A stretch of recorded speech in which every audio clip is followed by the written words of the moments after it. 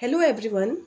Last class में हमने पढ़ा था ट्रांजिशन एलिमेंट्स का जो है वो ट्रिक, किस तरह से हम लोग एलिमेंट को ट्रिक से याद करेंगे 3D सीरीज़, 4D सीरीज़ और 5D सीरीज़ का। ठीक है, आज जो हमारा टॉपिक है वो है इलेक्ट्रॉनिक कॉन्फ़िगरेशन, जिसका हम सीखने वाले हैं 3D सीरीज़ का। ठीक है, इसी तरह से हम 4D और 5D सीरीज़ का भी सीखेंगे।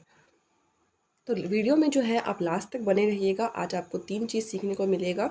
सबसे पहले तो आपको एलिमेंट के नेम जानने को मिलेंगे, उसके बाद उसका सिंबल और साथ साथ आपको एटॉमिक नंबर जानने को मिलेगा, और उसके बाद इलेक्ट्रॉनिक कॉन्फ़िगरेशन। ठीक है, हम लोग शुरू करते हैं नेम से। तो सबसे पहले क्या है हमारा स्कैंडियम। 3D सीरीज़ का जो फर्स्ट एलिमेंट है वो है स्कैंडियम, फिर titanium, vanadium, chromium, manganese, iron, cobalt, nickel, copper और जिंक।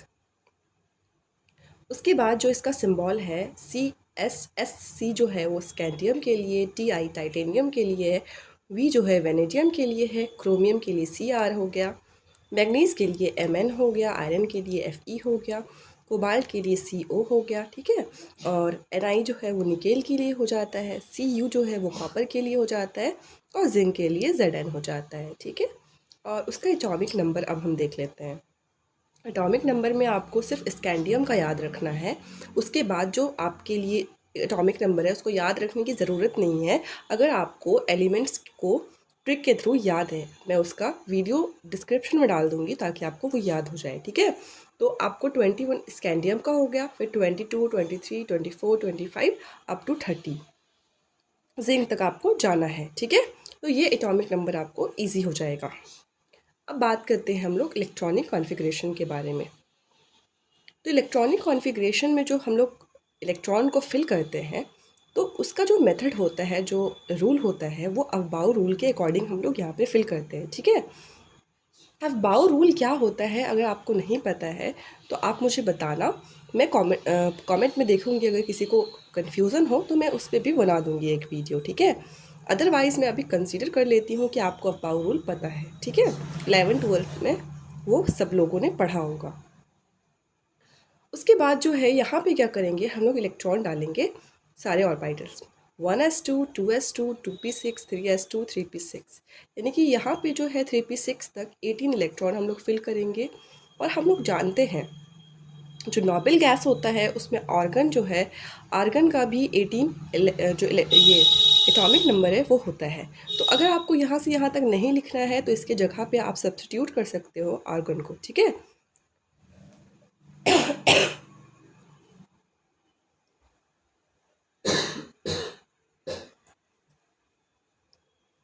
आर्गन को आप सब्स्टिट्यूट कर सकते हो। ठीक है, उसके बाद जो है हमारा 18 इलेक्ट्रॉन चला गया है, उसके बाद हम डालेंगे 4s में। ठीक है, अब सोचोगे आप कि 3D में क्यों नहीं डाला, 4s में क्यों डाल रहे हैं, तो ये रूल के अकॉर्डिंग है। ठीक है, तो 4s में डालेंगे जिसमें दो ही इलेक्ट्रॉन डाल सकते हैं, क्योंकि s में दो ही इलेक्ट्रॉन का जगह होता है। ठीक है, तो यहाँ पे 18 इलेक्ट्रॉन था, यहाँ पे 2 इलेक्ट्रॉन था, कितना हो गया 20 था, कितना एटॉमिक नंबर 21, तो डी में एक आएगा। और एक बात याद रखिए, ये जो हमारा पढ़ रहे हैं हम लोग डी डी ब्लॉक का, ठीक है, तो ये डी में उसका एक इलेक्ट्रॉन, दो इलेक्ट्रॉन आएगा ही आएगा, तभी इस पूरे सीरीज़ का नाम है डी ब्लॉक। ठीक है, उसके बाद जो है हम आ जाते हैं टाइटेनियम में। उसी तरह से डी में दो इलेक्ट्रॉन चला जाएगा, वेनेडियम में डी में तीन इलेक्ट्रॉन चला जाएगा।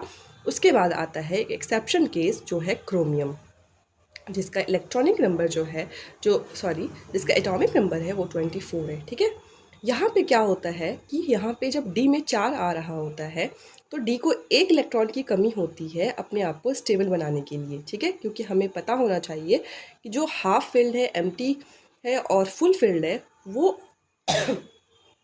जो ऑर्बिटल है वो ज़्यादा स्टेबल होता है। ठीक है,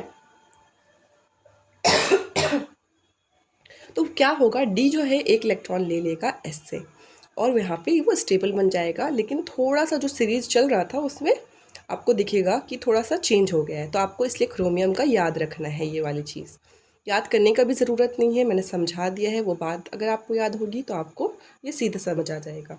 मैग्नीज में वैसे ही जाएगा, यहाँ पे मैग्नीज का 25 है, 18 इलेक्ट्रॉन यहाँ तक हो गया, 2 इलेक्ट्रॉन तक 20, और 5 इलेक्ट्रॉन जो है वो डी में चला जाएगा 25। फिर जो हमारा आयरन में है डी में 6 इलेक्ट्रॉन चला जाएगा,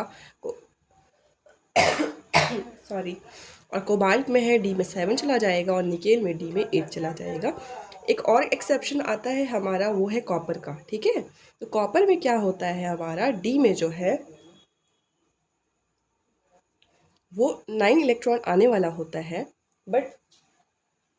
बट यहाँ पे जो है 10 इलेक्ट्रॉन जाएगा। क्यों? क्योंकि यहाँ पे भी मैंने बताया आपको, फुल फील्ड जो होता है वो ज़्यादा स्टेबल होता है, हाफ फील्ड और एम्प्टी फील्ड भी स्टेबल होता है। ठीक है, तो